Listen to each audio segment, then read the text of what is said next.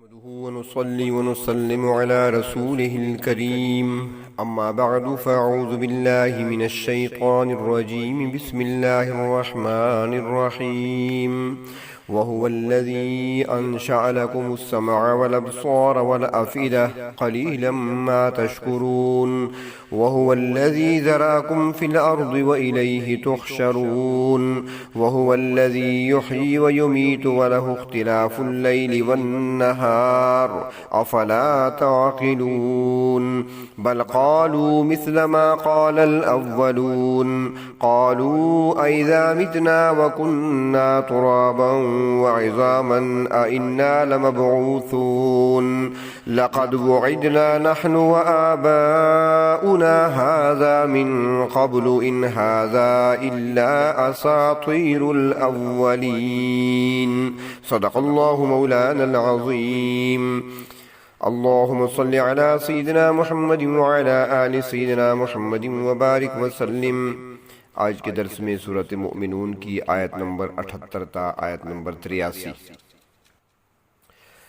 ان آیات میں اللہ تبارک و تعالی نے توحید کو بھی بیان فرمایا اور موت کے بعد کی زندگی کو بھی بیان فرمایا، یعنی ان آیات میں ایسے شواہد بیان فرمائے ہیں کہ جن میں اللہ رب العزت کی وحدانیت کی دلیل بھی موجود ہے اور قیامت کے قائم ہونے کا ثبوت بھی ملتا ہے۔ توحید کے عقلی اور نقلی دلائل اس سے پہلے درسوں میں گزر چکے ہیں۔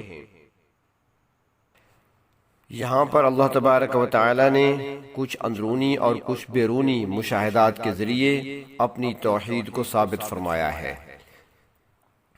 اندرونی طور پر دلائل قدرت جو پائے جاتے ہیں اس کا تذکرہ کرتے ہوئے ارشاد فرمایا وَهُوَ الَّذِي، اور اللہ تعالیٰ کی رحیم و کریم اور قدرت تامہ کی مالک وہ ذات ہے انشأ لکم السمع والابصار، جس نے تمہارے لیے کان اور آنکھیں بنائیں۔ یہ اللہ رب العزت کی بہت بڑی نعمت ہے۔ معلومات حاصل کرنے کا بہترین ذریعہ انسان کے لیے کان ہے۔ اگر کسی کی قوت سماعت چلی جائے تو پھر بہت ساری معلومات وہ حاصل نہیں کر سکتا۔ مشاہدے کے ذریعے سے، دیکھنے کے ذریعے سے کچھ معلومات تو حاصل ہو جاتی ہیں، مگر چونکہ علم حاصل کرنے کا اصل ذریعہ وہ کان ہے، قوت سماعت ہے، اور کان ہی ایسی چیز ہیں جس کے ذریعے سے انسان وعظ اور نصیحت کی باتیں سنتا ہے اور پھر اس کے بعد عمل کیا جاتا ہے۔ اگر یہ قوت سماعت نہ ہو تو ایسی باتیں سننے سے انسان محروم رہ جاتا ہے۔ قرآن پاک میں اللہ تبارک و تعالی نے کانوں اور آنکھوں کا ذکر بہت سارے مقامات پر اکٹھا فرمایا ہے، جس سے ان دونوں چیزوں کی افادیت کو ظاہر کیا گیا ہے۔ آنکھیں بھی اللہ رب العزت کی بہت بڑی نعمت ہیں، اور آنکھوں کے ذریعے سے ہی مختلف شکلوں اور رنگوں میں امتیاز کیا جاتا ہے۔ اگر آنکھوں میں قوت بینائی نہ ہو تو پھر سارا جہان اندھیر ہے اور اندھیرا ہی اندھیرا نظر آتا ہے۔ اس لیے اللہ رب العزت نے جہاں اپنی بہت ساری نعمتوں کا ذکر فرمایا وہاں آنکھوں کی نعمت کا احسان بھی جتلایا ہے۔ سورۃ البلد میں ہے الم نجعل لہ عینین، کیا ہم نے انسان کو دو آنکھیں نہیں دیں جن کے ذریعے سے وہ اچھائی اور برائی میں تمیز کرتے ہیں۔ یہی آنکھیں تو ہیں جن کے ذریعے سے انسان اللہ رب العزت کے کلام یعنی قرآن پاک کا مطالعہ کرتے ہیں اور قرآن پاک کی تلاوت کرتے ہیں، اور اسی کے ذریعے سے اپنے باطن کو پاک کرتے ہیں۔ اگر پھر بھی انسان کے اندر کوئی کمی رہ جاتی ہے، یعنی کانوں کے ذریعے سے وہ پوری طریقے سے علم حاصل نہیں کر سکا اپنے طور پر، اور نہیں آنکھوں کے ذریعے سے مشاہدہ کر کے وہ پورا علم حاصل کر سکا ہے، کمی رہ گئی ہے، تو پھر اللہ تعالیٰ نے سورۃ البلد آیت نمبر 9 میں فرمایا وَلِسَانًا وَشَفَتَيْن، تو ہم نے زبان اور دو ہونٹ بھی دیے ہیں، پھر ان سے کام لیا جائے اور اہل علم سے پوچھا بھی جا سکتا ہے۔ مگر اکثر لوگ نہ تو آنکھوں سے صحیح کام لیتے ہیں اور نہ ہی زبان کو کسی اچھے اور نیک مقصد کے لیے استعمال میں لاتے ہیں۔ اللہ رب العزت کی دی ہوئی ان نعمتوں کو صحیح طور پر استعمال نہ کرنا اللہ رب العزت کی نعمت کی ناشکری کے مترادف ہے، اور ان کا صحیح اور درست استعمال اللہ تعالیٰ کی شکر گزاری کے مترادف ہے۔ تو فرمایا کہ اللہ تبارک و تعالیٰ وہی ذات ہے جس نے کان، آنکھیں، والافئدہ اور دل عطا کیے ہیں۔ دل اور دماغ یہ دونوں آپس میں مربوط ہیں، دل کے بغیر دماغ کام نہیں کر سکتا، اور اسی طرح دماغ بھی دل کے بغیر بے سود ہے۔ انسان کی سوچ اور سمجھ کا تعلق عقل سے ہے، مگر قوت عملیہ اللہ رب العزت نے دل میں رکھی ہے۔ قلب یعنی دل کی مرضی کے خلاف کوئی کام انجام نہیں دیا جا سکتا۔ اچھائی، برائی، عقیدے اور اخلاق کا مرکز وہ انسان کے دل کو بنایا گیا ہے، اور یہ اللہ رب العزت کی بہت بڑی نعمت ہے جو ہر انسان کے سینے میں رکھی ہوئی ہے۔ یہ صرف گوشت کا لوتھڑا نہیں ہے بلکہ مرکز اخلاق ہے۔ اللہ رب العزت کی وحدانیت کا تصور بھی دل میں ہے، اور کفر، شرک، نفاق اور بدعقیدگی کا مرکز بھی دل ہی ہے۔ اس لیے تو نبی اکرم صلی اللہ علیہ وسلم کا فرمان مبارک ہے کہ انسان کے جسم میں گوشت کا ایک ٹکڑا ہے جو دل ہے، اگر یہ درست ہے تو سارا جسم صحیح اور درست ہے، اور اگر یہ خراب ہے تو سارا جسم ہی خراب ہے۔ تو کان، آنکھ اور دل کی نعمتوں کا تذکرہ دوسرے مقامات پر بھی اللہ رب العزت نے فرمایا ہے۔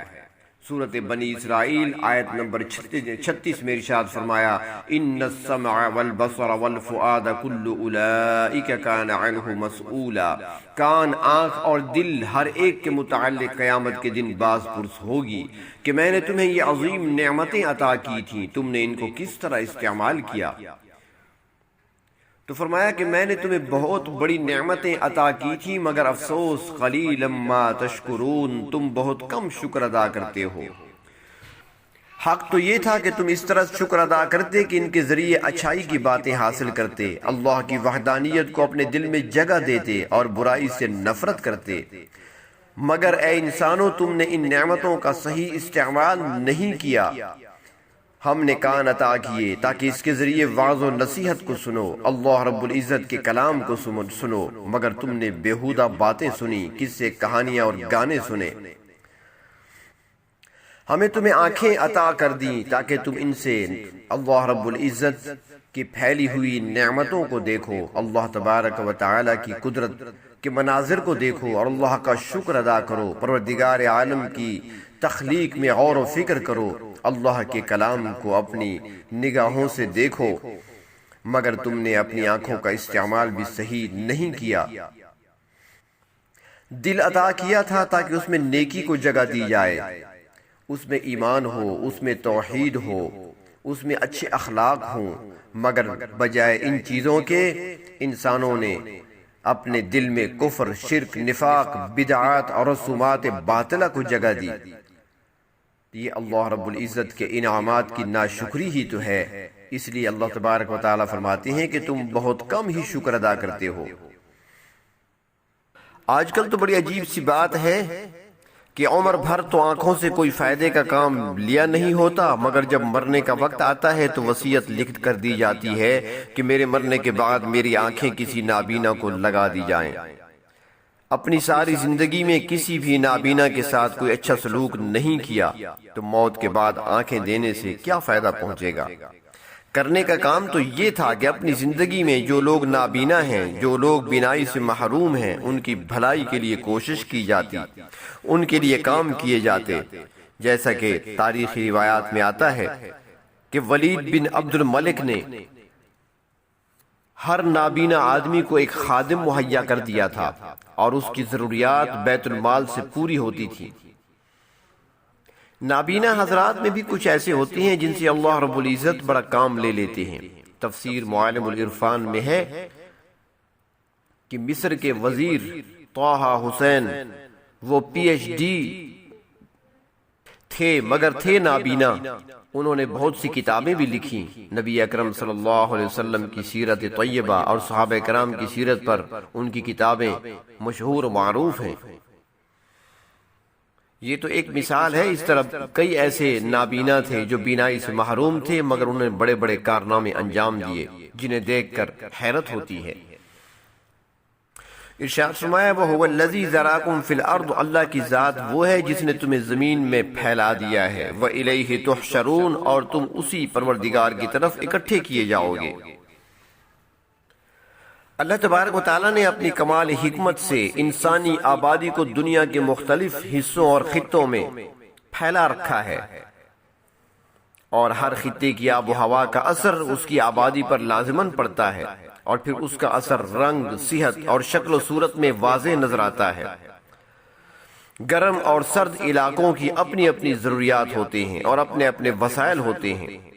جن علاقوں میں جن وسائل کی ضرورت ہوتی ہے، پروردگار عالم نے انہی علاقوں کو ان وسائل سے مالا مال بھی فرما دیا ہے، اور اس طریقے سے انسان چاہے وہ جس خطے میں اور جس علاقے میں رہنے والے ہوں پورے اطمینان کے ساتھ زندگی بسر کرتے ہیں۔ یہ اللہ رب العزت کی خاص کمال حکمت ہی ہے کہ ہر قوم، ہر فرد اپنے مقام پر مطمئن ہے۔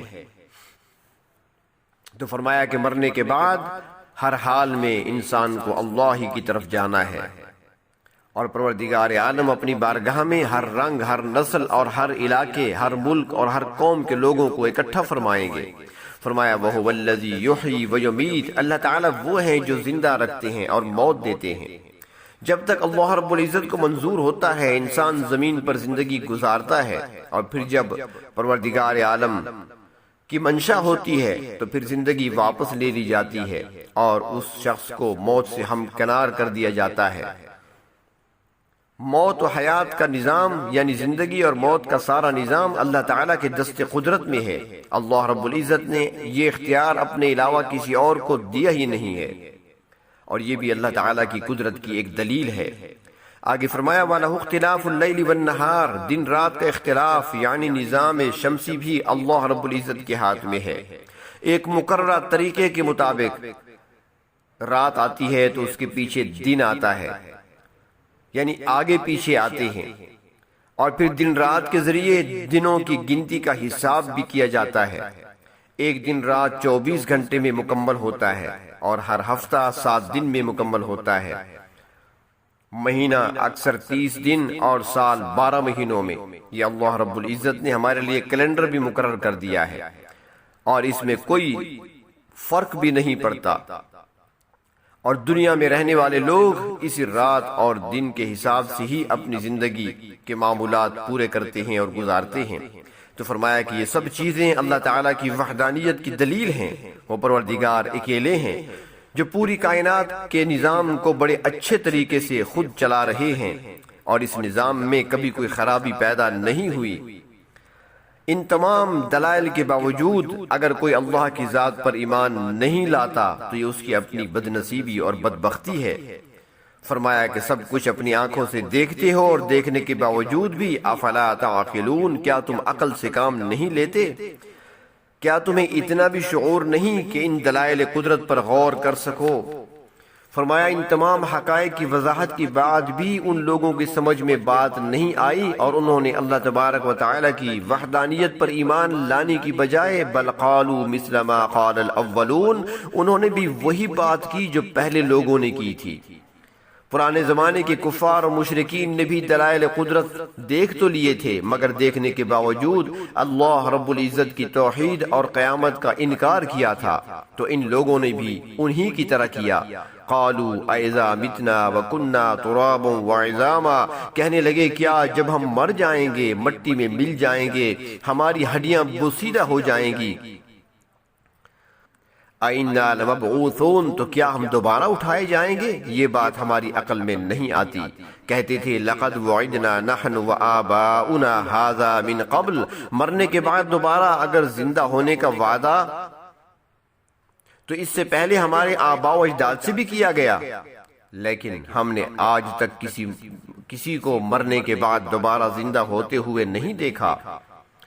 تو وہ کہنے لگے کہ اس دعویٰ میں کوئی حقیقت نہیں ہے کہ موت کے بعد دوبارہ زندگی ملے گی، بلکہ وہ کہنے لگے ان ھذا الا اساطیر الاولین، یہ تو پہلے لوگوں کے قصے کہانیاں ہیں جو ہم شروع سے سنتے آئے ہیں۔ مگر ان کو عملاً ہم نے کبھی اپنے سامنے نہیں دیکھا۔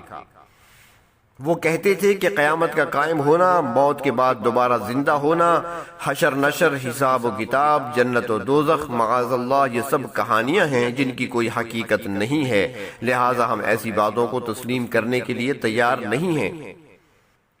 قرآن کریم جس زمانے میں نازل ہو رہا تھا، اس زمانے کے کافر ہوں یا اس کے بعد والے کافر ہوں یا اس سے پہلے والے، سبھی ایسے کہتے آئے ہیں۔ ان آیات میں اللہ تبارک و تعالی نے اپنے 3 کارنامے ذکر فرمائے ہیں۔ پہلا کارنامہ کہ اللہ تبارک و تعالی وہ ہستی ہیں جنہوں نے تمہارے لیے کان اور آنکھیں اور دل بنائے، یعنی اللہ تعالی نے یہ چند عظیم نعمتیں تمہیں بخشی ہیں، اور ان نعمتوں کو کام ملا کر اپنے پروردگار عالم کی معرفت حاصل کرو، اپنے پروردگار کو پہچانو۔ مگر فرمایا کہ تم بہت کم شکر بجا لاتے ہو، یعنی اللہ کی بخشی ہوئی ان صلاحیتوں کو بہت کم لوگ ہی اصل مصرف میں خرچ کرتے ہیں۔ آنکھوں سے سب کچھ دیکھتے ہیں مگر اللہ کی نشانیاں نہیں دیکھتے، کانوں سے سب کچھ سنتے ہیں مگر اللہ کی آیتیں نہیں سنتے، دل و دماغ سے سب کچھ سوچتے ہیں مگر جو بات سوچنی چاہیے وہ نہیں سوچتے، تو نعمتوں کی ناشکری کرتے ہیں۔ دوسرا کارنامہ بیان فرمایا کہ اللہ تعالیٰ وہ ہستی ہیں کہ جس نے تم کو زمین میں پھیلایا، یعنی اللہ تعالیٰ نے انسان کو زمین سے پیدا کر کے زمین میں ہی پھیلا دیا، مگر وہ اللہ کے اختیار اور اقتدار سے باہر نہیں ہو گیا۔ جب بھی اس کی زندگی پوری ہو جائے گی تو پھر اس نے اللہ کی طرف لوٹنا ہے۔ اور تیسرا کارنامہ بیان فرمایا کہ اللہ تبارک و تعالی وہ ہستی ہیں جو جلاتے ہیں اور مارتے ہیں، اور اللہ رب العزت کے اختیار میں ہی ہے رات دن کا آگے پیچھے آنا، یعنی موت و حیات کا سرا اللہ کے ہاتھ میں ہے، اور اللہ تبارک و تعالی ہی رات کے پیچھے دن کو اور دن کے پیچھے رات کو لاتے ہیں۔ یہ انقلاب شب و روز تمہارے مشاہدہ میں آتا رہتا ہے، اور پھر بھی تمہاری سمجھ میں موت کے بعد کی زندگی کیوں نہیں آتی؟ 3 کارنامے ان آیات میں بیان فرمائے، اور پھر اگلی آیات میں 3 سوال پوچھے گئے ہیں ان سے۔ اللہ تبارک و تعالی قرآن حکیم پر عمل کرنے اور سمجھنے کی توفیق نصیب فرمائیں۔ وآخر دعوانا ان الحمد للہ رب العالمین۔